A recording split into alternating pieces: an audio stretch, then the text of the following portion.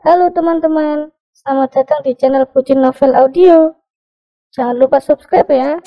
Terima kasih. Episode 62.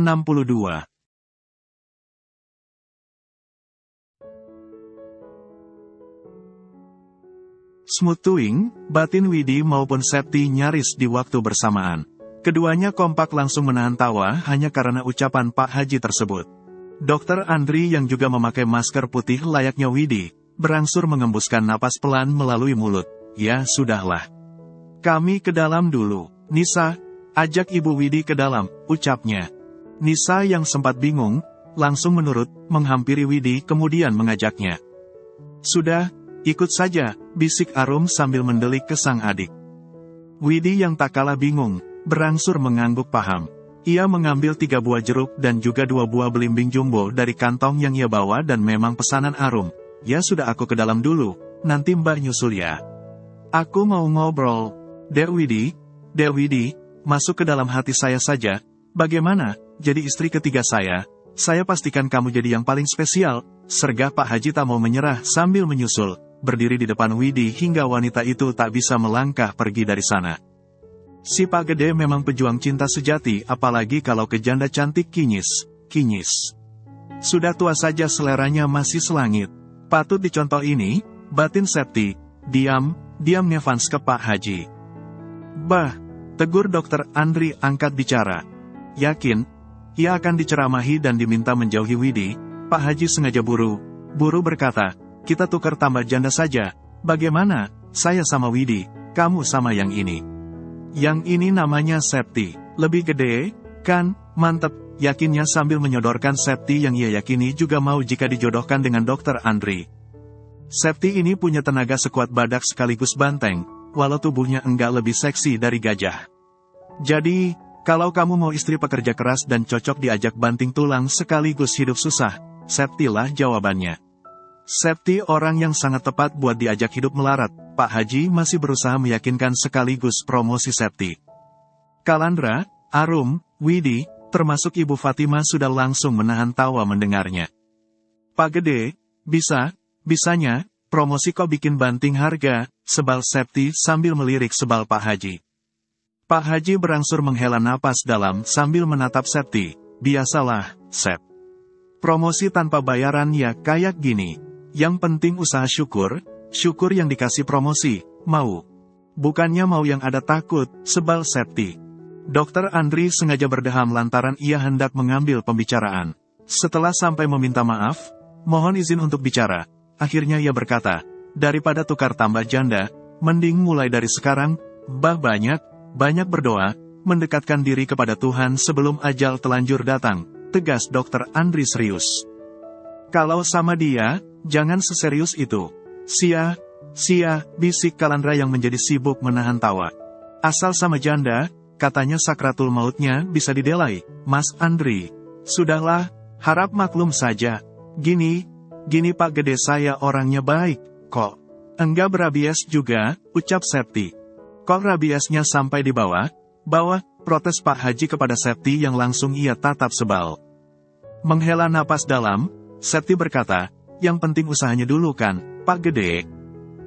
Kalau begitu, kita berarti sudah satu, ya, Sep, sergah Pak Haji dan Septi yang masih menatap sekaligus menyimak, langsung mengangguk. Okelah, kalau gitu, satu, aku sayang janda. Dua, tetap sayang janda. Tiga, tunggunya jangan lama. 1, 2, 3, hei janda ayo kita nikah saja, lantun Pak Haji sambil tersenyum tak berdosa bak bayi kepada Widi. Innalillahi, Mbak, untuk aku enggak lagi hamil. Enggak kebayang kalau jadi Mbak, apalagi kalau dia kesininya juga tiap hari, bisik Widi yang juga sudah sibuk menahan tawa.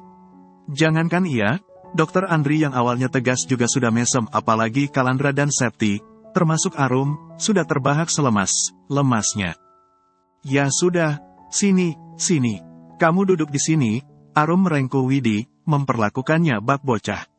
Ia membimbing Widi untuk kembali duduk di bekasnya duduk. Alasan Arum begitu menjaga Widi dari godaan Pak Haji lantaran, Arum pernah ada di posisi Widi dan rasanya sangat tidak nyaman. Ditunggui tanpa kenal waktu dan sampai menjadi omongan banyak orang. Ya sudah, Andri, kamu juga duduk di sini saja. Kalandra juga membimbing Dr. Andri untuk duduk persis di sebelah Nisa yang bersebelahan dengan Widi. Setelah memastikan semuanya duduk kecuali Pak Haji, Kalandra langsung mengajak Arum duduk. Ia dan sang istri duduk bersebelahan. Arum duduk di sebelah Widi, sementara di sebelah Kalandra masih ada kursi kosong di sebelah kursi bekas Pak Haji. Ya sudah, saya duduk di meja jadi tumpang juga enggak apa, yang penting masih bisa dekat Widi, serga Pak Haji bersemangat dan memang langsung oleng jika cintanya kepada janda incaran, belum juga diterima. Oleng udah kalau ketemu janda menggoda, sindir Septi. Duduk, bah, berani mbah duduk di meja. Bisulan segunung nanti pantat bah, tegur Kalandra yang kali ini bertutur serius. Pak Haji yang awalnya menyimak Kalandra, berangsur mengalihkannya kepada Widi. Wanita itu tampak sibuk mengupas jeruk untuk Nisa. Dek, tukeran tempat duduk, yuk, nanti mbak beliin es krim Maxi setruk. Dede tahu es krim Maxi yang lagi viral itu, kan? Ia berusaha mendekati Nisa, tapi apa yang Arum katakan sudah langsung membuatnya takut. Sayang, ambilin 2 taflonku yang ada di bagasi mobilku dong. Ini si Mbah Haji enggak ngerti, sebal Arum. Oke, Dek Arum, oke, jangan sampai, pusaka keramasmu.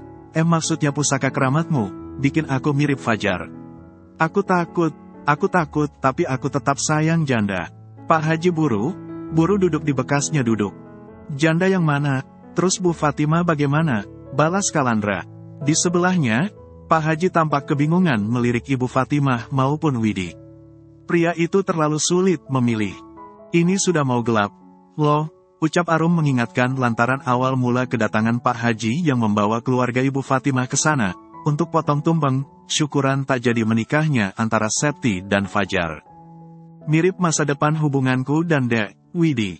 Pak Haji menunduk sedih dan tentu saja hanya sedang berpura-pura demi meluluhkan hati janda incarannya. Namun tenang Dek, saya bakalan sewa lampu.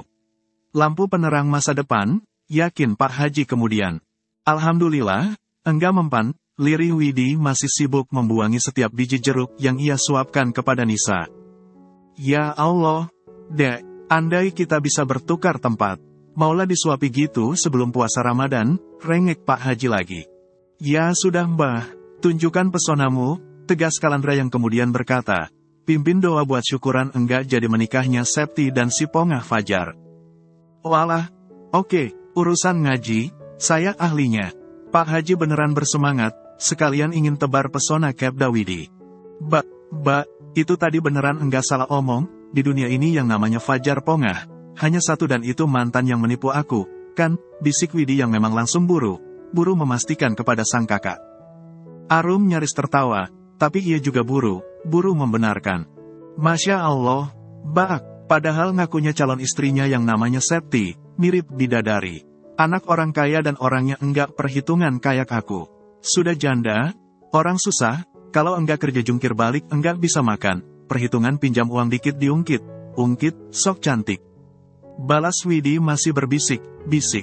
Sumpah Fajar Pongah bilang gitu, balas Arum yang sudah gemetaran menahan emosi.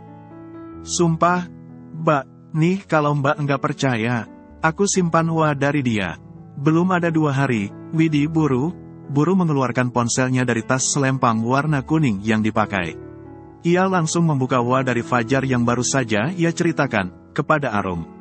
Detik itu juga, sang kakak terlihat makin emosional. Arum langsung memberikannya kepada Kalandra. Enggak ada tobatnya tuh orang. Hanya karena chat dicuekin enggak dibalas, dia gitu. Arum masih berbisik di tengah doa yang masih Pak Haji pimpin.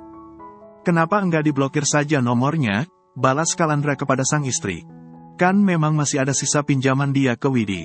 300.000 kan ibarat hasil dagang 2-3 hari. Itu pun kerjanya setengah modar dari pagi ketemu pagi lagi. Balas Arum. Ya sudah, anggap saja uang sisanya uang buat solawatan. Biar jadi urusan Fajar sama Tuhannya. Nanti aku ganti. Kalandra langsung mengeluarkan dompet dari saku celana bahan sebelah belakangnya. Daripada enggak diblokir, nanti yang ada jadi sumber penyakit hati bahkan mental Widi sekaligus kita. Besok aku mau datengin dia lagi ke bank. Aku mau bawa papa lagi, kesal Arum yakin. Allahumma janda, mending kita nikah saja. Detik itu juga, semuanya kompak tak mengaminkan doa lanjutan dari Pak Haji. Doa lanjutan yang dikata pria itu mampu membuat mereka menjadi pribadi lebih baik lagi. Terlebih sebentar lagi mereka akan menghadapi bulan Ramadan, bulan yang penuh berkah. Pak Gede, janda mulu. Septi langsung menatap sebal Pak Haji yang kemudian membalasnya. Tumpengnya keburu basi kalau Pak Haji bahas janda mulu. Ini kan saya sedang usaha, Sep. Makin banyak yang aminin, makin banyak juga kemungkinan buat terkabulnya, yakin Pak Haji. Septi yang masih menatap Pak Haji berangsur memasang wajah flat. Doanya jangan cuma buat janda. Buat duda juga. Biar para duda juga cepat nikah lagi, ucap Kalandra. Oh, oke siap Pak pengacara, sergah Pak Haji langsung dengan doa terbaiknya. Allahumma duda, ngalahlah sama yang tua. Biar saya saja yang dapat jandanya. Tentu yang ia lirik Dr. Andri, yang mana pria itu juga sudah langsung fokus menatapnya, Dr. Andri duda juga, kan? Dr. Andri tidak menjawab dan hanya mesem, membuat Pak Haji yang masih menunggu malah tak sengaja menoleh ke arah pintu kedatangan. Di sana ada Angga yang berpenampilan rapi dan sampai memakai masker putih. Angga benar baru datang. Wah, itu dudamu loh, Sep. Jadi ganteng loh sekarang, apalagi usahanya maju. Ya tambah ganteng, daripada si Fajar, cuma menang di gombalan pekoknya, heboh Pak Haji yang langsung berdiri hanya untuk memanggil Angga. Angga menyalamkan kedua tangannya di depan wajah dan langsung berkomunikasi dengan Kalandra karena Kalandra sendiri langsung mengajaknya berkomunikasi. Kalandra takut, Angga ikutan terkena virus janda Pak Haji. Mau ketemu Mas Aidan, ucap Angga. Oh, di dalam sama Mama Kalsum. Langsung masuk saja. Tadi sih lagi makan, sergah Kalandra. Angga tak datang dengan tangan kosong. Karena di kedua tangannya dihiasi kantong belanjaan semacam dari toko pakaian dan juga toko sepatu.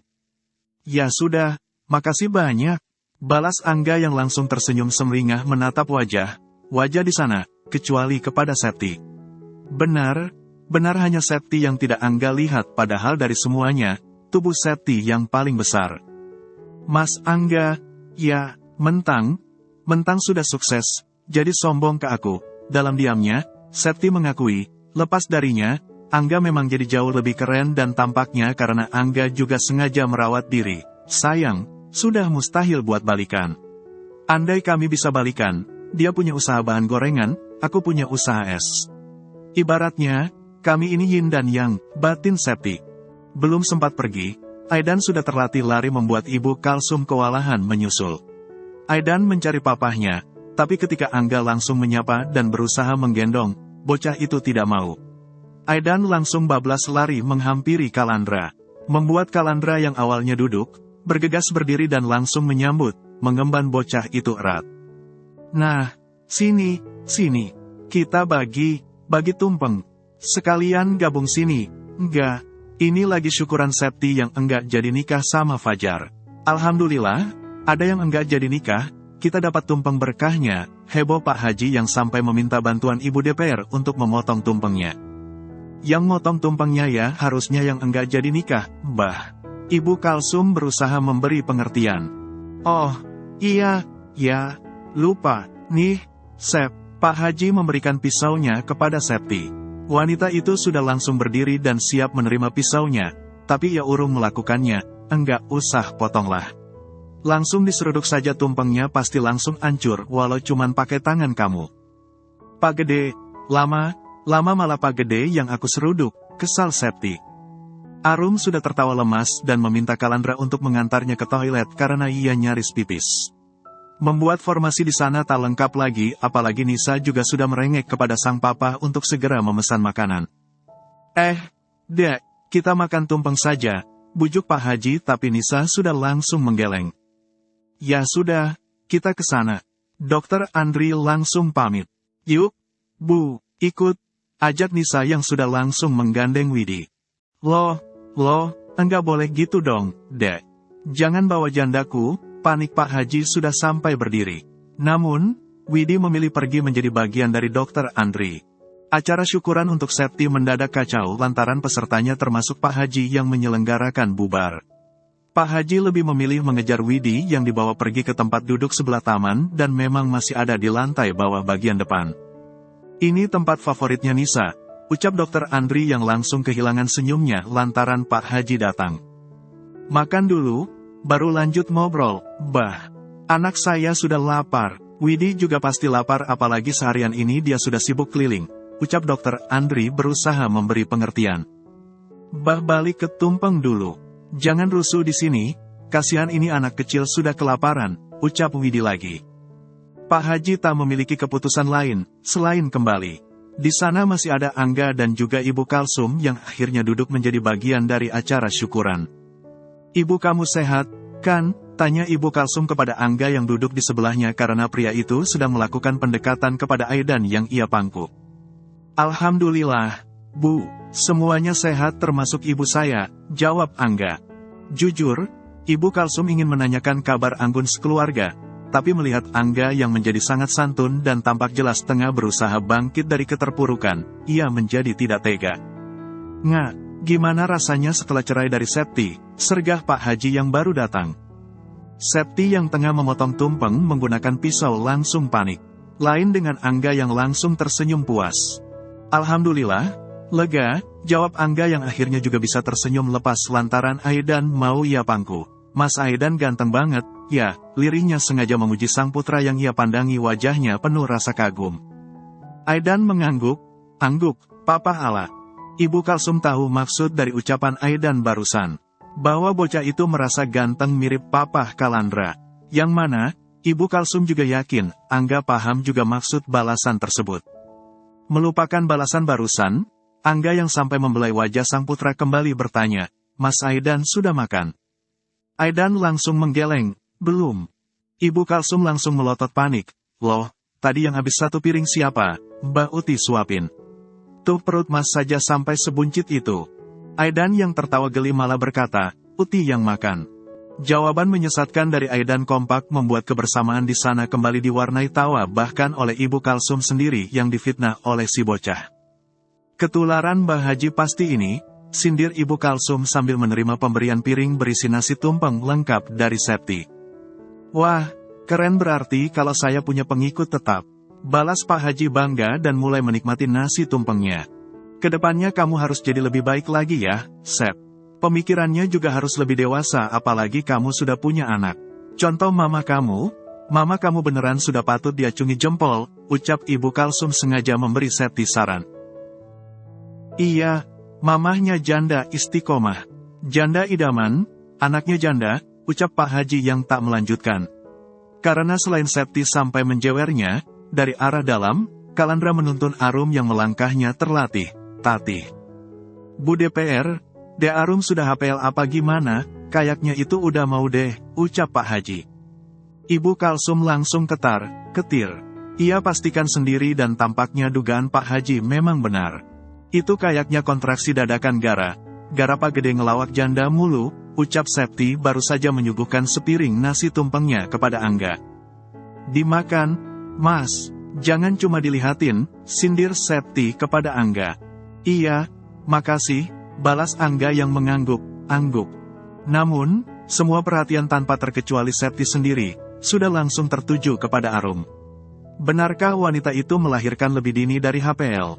Andri, bisa pulang dulu, kayaknya istriku sudah pembukaan, tapi HPL masih jauh. Coba tolong cek lewat US. Janin masih aman enggak? Sergah Kalandra masih menuntun sang istri dengan hati-hati. Kan? Bener kan, sudah sana pada pergi. Biar saya kenyang gara makan tumpeng sendiri, tumpeng buatan De Arum memang mantep, ucap Pak Haji bangga prediksinya sungguh terbukti. Ibu Kalsum langsung bersuka cita. Kedua matanya berembun dan tak lupa, ia menitipkan Aidan kepada Angga. HPL memang hanya perkiraan lahir sih. Posisinya ini kembar, rata yang sudah pernah memang lebih maju, apalagi kalau ibunya aktif kayak Mbak Arum. Dokter Andri langsung berdiri. Sudah, Nisa di sini saja. Katanya lapar, nanti ibu antar kalau makannya sudah beres. Papa mau urus Tante Arum mau mau lahiran kayaknya itu, lirih Widi membujuk Nisa. Mendengar itu, Dokter Andri pun langsung menitipkan sang putri karena dilihat dari wajah Arum yang sudah mulai berkeringat, ia yakin kondisinya sudah genting. Arum langsung dirujuk menggunakan mobilnya sendiri dan dikemudikan langsung oleh Dokter Andri. Tadi, Dokter Andri datang ke sana menggunakan motor hingga tak mungkin juga pria itu membonceng Arum menggunakan motor. Atau malah, membiarkan Kalandra menyetir sendiri karena melihat Arum berkeringat dan jelas menahan sakit saja, Kalandra sudah sangat ketakutan. Tentunya Dokter Andri juga tidak lupa, sang sahabat pernah nyaris kehilangan kewarasan karena istrinya meninggal dalam keadaan hamil. Bisa jadi, alasan Kalandra sudah sampai menangis dan mendekap Arum penuh sayang, karena memang Kalandra trauma. Mas Kala jangan nangis, ya. Gimana nggak nangis kamu saja kesakitan gitu yang. Memang jarang wanita yang melahirin sambil tertawa, Kal. Yang sabar, kontrol emosi kamu biar enggak jadi beban Arum. Atau kalau enggak, itu musafir cintanya diundang saja, biar proses persalinannya lancar, ucap Dokter Andri. Di sore menjelang petang berteman semburat jingga yang begitu indah, kebersamaan mereka mendadak diwarnai ketegangan akibat Arum yang mendadak mengalami pembukaan tanpa ada tanda sebelumnya. Kayaknya sih kebanyakan ketawa ya. Dibawa santai saja, ya, jangan ditangisin Kal. Kamu ya, lanjut Dokter Andri. Kamu Andri, enggak mikir banget. Ini nyetirnya kenapa kayak siput, cepat ngebut apa gimana, ada 3 nyawa ini, omel Kalandra. Mulai rese ini, batin Dokter Andri, ini mobil baru, kalau sampai lecet gimana, lihat tuh, jalannya sesempit ini. Lecet ya sudahlah, beli lagi, Kalandra masih mengomel, padahal yang mau melahirkan saja masih anteng. Mas Kala, sabar, setelah dius, ternyata air ketuban sudah berkurang sangat banyak. Bisa jadi air ketuban sudah keluar saat Arum kencing, atau malah merembes tanpa terasa. Gimana, Andri, air ketubannya berkurang banyak, omel Kalandra lagi. Bukan salahku, Kal. Bentar aku infus biar ada cairan baru.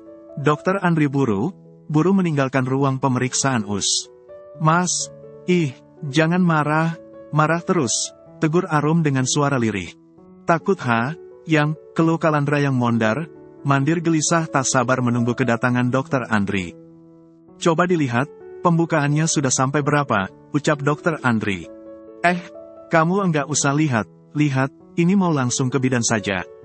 Kalandra kembali mengomel. Kalau mau sama bidan langsung, di sini juga ada. Dokter Andri sudah langsung memasang infusnya kepada Arum. Mau lahiran di sini? Apa ke bidan lain? Di sini sajalah ya, Kal. Bawa jalan pelan biar pembukaannya sempurna. Kamu juga tenang, wajib lebih siaga. Anak kalian sehat banget kok, walau mereka akan lahir lebih awal.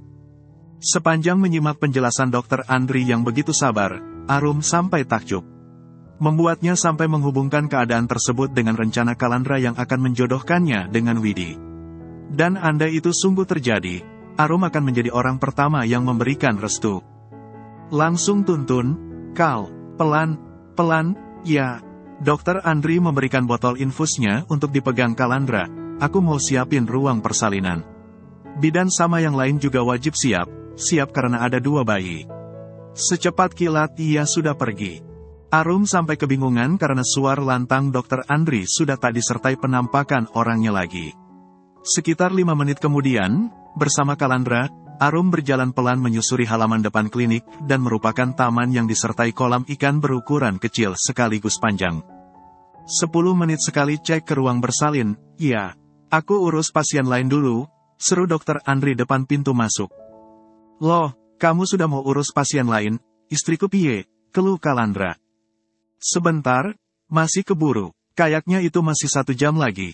Yakin Dokter Andri yang benar pergi masuk ke kliniknya yang kebetulan memang sedang ramai. Ini kalian mau pada ikut puasa sama tarawih? Apa gimana? Ya ampun bakat banget bikin senam jantung, ucap Kalandra sambil elus perut sang istri menggunakan tangan kanannya yang tidak memegang botol infus. Gimana, Mbak? Ucap Ibu Kalsum yang datang sambil mengemban Aidan. Ia dibonceng sang suami menggunakan motor. Tak beda dengan Kalandra, ketimbang Ibu Kalsum, Pasana Juha jauh lebih panik. Pria itu sampai hanya memakai 1 sandal jepit.